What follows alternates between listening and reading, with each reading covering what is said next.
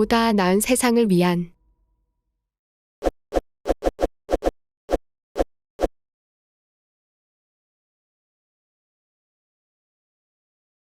지금 현재 대한민국은 4월 총선을 대비하여 선거전이 한창입니다.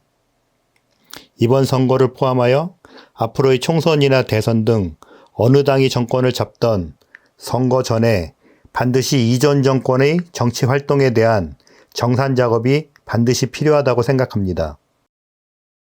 제가 이전 정권의 정산 작업이 왜 반드시 필요하다고 생각하는 이유는 수십 년간 대한민국 대의민주주의 정치를 진보와 보수란 역할놀이하며 국민들 편가르기 해온 국민의힘과 더불어민주당이 실은 대동소이, 초록동색, 즉 같은 사상의 뿌리를 공유하는 정치 집단이라고 생각해서입니다. 같은 뿌리를 공유한다는 의미는 그들이 수십 년간 어마어마한 나랏빛을 국민에게 떠안기며 통치한 결과인 현재의 대한민국을 보면 그들이 그렇게 오랫동안 만들어 놓은 대한민국이란 현재의 시스템이 대다수 국민을 위한 것이 아닌 대다수 국민의 희생을 먹잇감으로 국내외 착하지 않은 기득권의 이익을 극대화하는데 핵심 역할을 공동으로 담당해 왔다는 것입니다. 이 사항은 제가 업로드한 다른 영상을 참조하시고 이 두 개 당이 사이좋게 정권을 계속 잡는 것을 타파하기 위해선 그동안 단 한 번도 이루어지지 않은 집권기간 동안의 정치 활동에 대한 정산 작업이 선거 전에 반드시 있어야 한다고 생각합니다. 정산 작업? 뭔 소리 하시겠지만 여러분이 어떤 사업체를 인수하게 되는 경우 가장 먼저 체크하는 게 무엇일까요? 이 업체가 현재 얼마나 빚을 지고 있는지, 어디 숨겨놓은 빚은 없는지, 저 빚을 짊어지고도 내가 성공적으로 경영을 잘 할 수 있는지 등일 것입니다.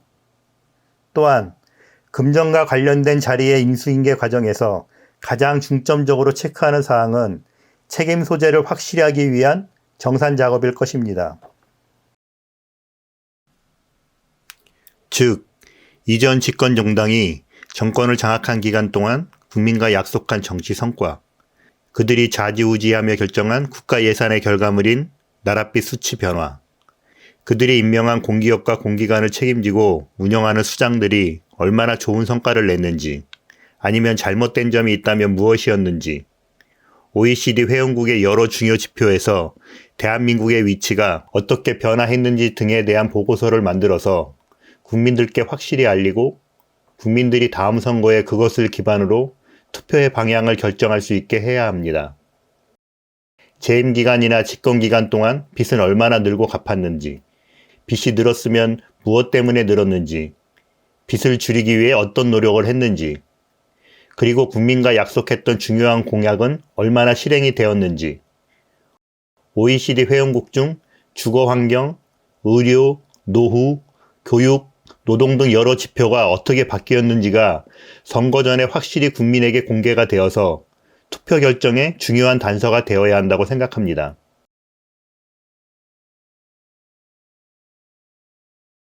(2023년) 나랏빚이 1,100조 원을 돌파했고 2024년 세금에서 부담해야 할 이자만 22조 1,071억 원이나 됩니다.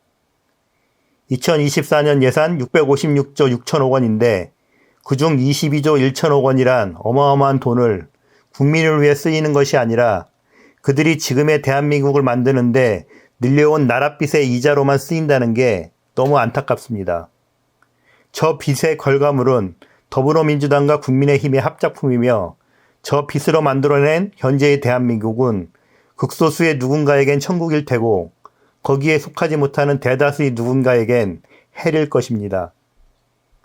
물론 저 빚을 빚어낸 두 당 모두 일반 국민보다 이론도 책임지지 않고 있으며 현재의 국민들은 물론 미래의 대한민국 국민에게 부담을 강제하고 있습니다. 이럼에도 불구하고 언제나 그렇듯 앞으로 총선이나 대선도 저 두 개 당 중에 한 개 당이 국민의 선택을 받을 것입니다. 참고로 22조 1천억 원이면 3억 원 아파트 약 7만 3천 채, 1억 5천만 원 아파트 약 15만 채를 국민에게 무상으로 공급할 수 있는 액수이며 지금 이슈가 되고 있는 공공의료는 물론 공공유치원, 양로원 등 공공의 이익을 위해 큰 역할을 할 수 있는 액수입니다. 여기서 분명 요즘 3억짜리, 1억 5천짜리 아파트가 어딨어? 장난해? 라고 하시는 분 분명히 많이 있겠지만 제시한 액수는 이전에 그런 액수의 아파트가 분명 존재했었고 그런 장난 같은 지금의 현실을 만든 것은 그런 환경을 조성한 정치인들과 그들이 보여준 탐욕의 빛에 눈이 먼 대다수 사람들이며 거기에 눈멀지 않은 사람도 그 빛을 전혀 경험하지 못한 다음 세대 대한민국 국민에게 3억짜리 아파트를 7억, 10억에 강매하고 있으며 그 어마어마한 차액을 메꾸기 위해 인생의 대부분을 생기는 것 없이 노동으로 갚아야 하는 어떻게 보면 금융봉건 제국주의 현대판 노예가 아닌가 생각도 듭니다. 지금 보시는 영상은 2024년 2, 3월에 제작한 것이고 현재 4월 총선 대비 선거전이 한창입니다. 이전에도 그랬듯 기존 정당에서 오랫동안 있던 정치인들이 본인들이 속한 정당의 문제점을 개선하기보단 이합집산, 새 정당이나 위성 정당을 만들고 당내 공천과 선거전에서 승리하기 위해 총성 없는 전쟁을 벌이고 있습니다. 그러나 제가 위에 언급한 지난 4년간 나랏빛, 공기업빛, 공학에 관한 정산 작업에 대해 빅 이슈는 없습니다.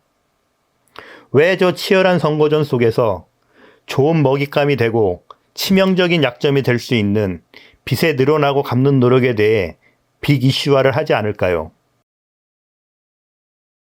다음 자료는 2000년대 중반 노무현 정부 시절 국민의힘 전신인 한나라당의 유력 인사들의 나랏빚에 대한 비판입니다. 지금은 289조 원, 290조 원이니까 하여튼 대단한 것이다. 남의 돈을 쓰는 것에 대해 겁이 없다. 정신이 나갔든지 무식하든지 정말 걱정이다. 현 정권 시작 이후로부터 지금까지 나랏빚이 2배나 늘어났다. 일도 못하고 나랏빚만 늘리는 무능한 정권 때문에 나라가 위기에 처해 있다. 하물며 자식이 부모의 빚을 물려받으면 갚으려고 노력을 한다.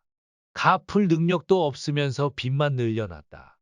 이런 정부를 심판하지 않는 것은 잘못이다.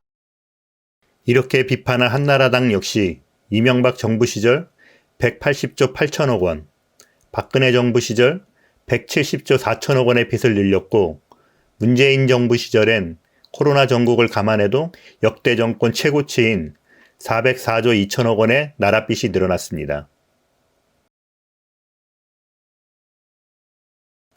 빚내서 늘어난 나랏빚엔 서로 비난하면서 국민이 이목이 집중되는 바로 이 황금 선거전 기간에 왜 확실하게 집권당의 실정과 얼마나 나랏빚이 늘어나고 얼마나 갚으려 노력했는지를 체계화해서 빅 이슈로 만들며 선거전을 하지 않는 걸까요?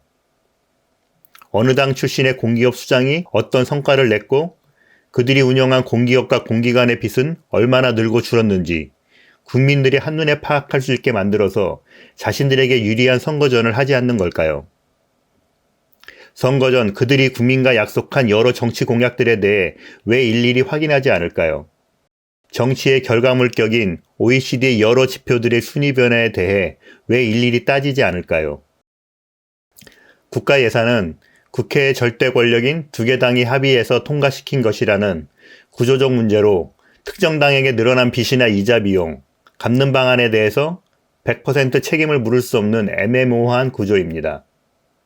공기업이나 공기관의 여러 폐해는 어차피 두 개 당 중 하나가 집권당이 되면 소속 정치인들의 꿀보직이 될 텐데 그것에 대해서 확 까놓고 비난해서 국민들 관심이 높아지면 차후 꿀보직이 보장이 안 되니 서로 암묵적으로 수박 겉핥기식의 비난만 하는 것이 아닐까요? 대의민주주의 시스템에서 가장 중요한 그들이 약속한 정치 공약에 대해 분명하게 확인하는 작업이나 정치 활동의 성적표인 OECD 주요 지표에 대해 정치 쟁점화하지 않는 것은 능력도 의지도 없는 서로에게 면죄부를 주기 위한 술책 아닐까요? 누차 강조해 왔지만 시스템이 바뀌어야 변화가 시작됩니다. 더불어민주당과 국민의힘이 당명과 얼굴마담 역할 정치인만 바꾸오면서 아주 오랫동안 대한민국 민주주의를 장악한 시스템을 타파하기 위해 비례투표 형식으로 한 개당을 선정해서 입법과 행정을 완전히 장악하게 하고 그 임기 동안 잘해서 재집권에 성공하면 그에 해당하는 국민의 선물을 주어야겠지만 재집권 실패 시 100% 책임을 물을 수 있으므로 연금이나 지위적 혜택 박탈뿐이 아닌 정치권에서 특정 기간 혹은 영구히 퇴출하는 방안을 이전 영상에서 올렸습니다. 물론 그에 대한 감시와 견제를 위해 사법의 수장, 국영방송과 감소한 사관학교 설립과 그 수장이 국민투표로 선출이 선재되어야 하는 내용도 포함되어 있습니다. 직민착자 채널이나 사이트에 많이 방문해 주시고 소통을 원하시면 글쓰기 이용권 구매하시고 참여하시면 됩니다. 감사합니다.